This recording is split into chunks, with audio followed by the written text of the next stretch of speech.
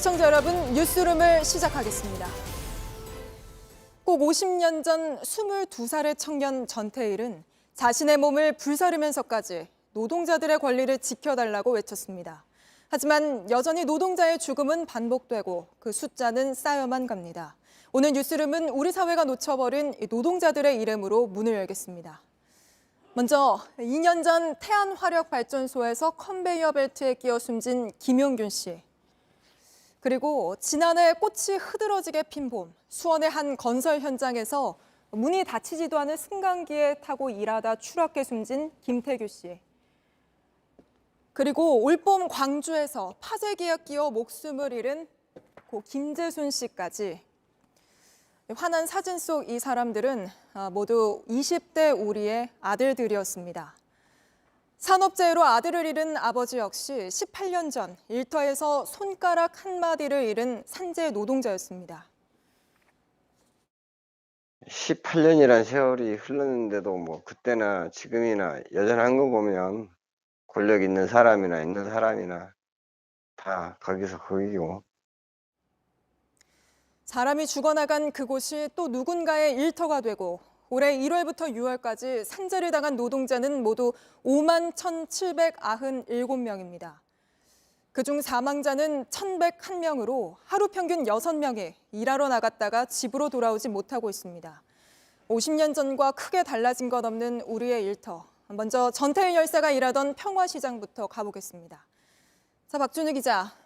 평화시장 입구에 지금 나가 있는 것 같은데요. 그 뒤로 동상이 보이는데 거기가 정확히 어디인지 또 50년 전 평화시장은 어떤 곳이었는지 설명해 주시죠.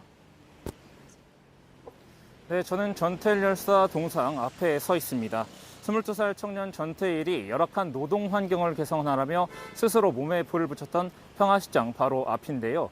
50주기를 맞아서 이렇게 동상 앞에는 헌화꽃다발과 피켓 등이 놓여 있습니다. 50년 전 이곳 평화시장 일대는 하나의 거대한 봉제 공장 단지였습니다. 평화시장, 동화시장, 통일상가 이렇게 세 곳에 800여 개의 봉제 공장이 모여 있었는데요. 당시 봉제 공장의 노동자 대다수는 10대 소녀들이었습니다. 하루 50원을 받으며 16시간을 일했습니다. 일주일 최대 60시간만 일해야 한다는 근로기준법은 사실상 허울뿐이었습니다.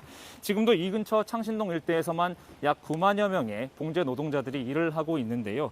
반세기가 지났지만 새벽부터 밤 늦게까지 일해야만 먹고 살 수 있는 현실은 크게 바뀌지 않았습니다. 예, 오늘 전태일 열사를 기리는 행사도 많았던 걸로 알고 있는데요. 현장에서는 다들 좀 어떤 이야기를 하던가요? 네, 오늘 오전에는 전태일 50주기 추도식이 열렸습니다. 남양주 마성 모란공원에 있는 묘역에서 진행이 됐는데요. 참석자들이 한 목소리로 강조한 건 전태일 정신이었습니다. 근로기준법 밖에서 기계처럼 장시간 노동에 혹사당하는 노동자들이 많습니다. 오늘의 우리 현실 속에서 다시 그와 손잡고자 하는 까닭입니다. 네, 오늘 비정규직 노동자들 또 요새 한창 과로사로 이슈가 된 택배 노동자들도 바로 그곳에서 기자회견을 열었죠. 무슨 내용이었습니까? 예, 오늘 오후 2시에는 이곳에 비정규직 노동자 100여 명이 모여서 기자회견을 열었는데요. 이들은 50년 전 전태일이 외쳤던 우리는 기계가 아니다라는 구호를 함께 외쳤습니다.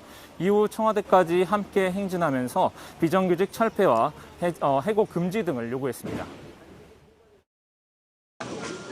우리는 기계가 아니다!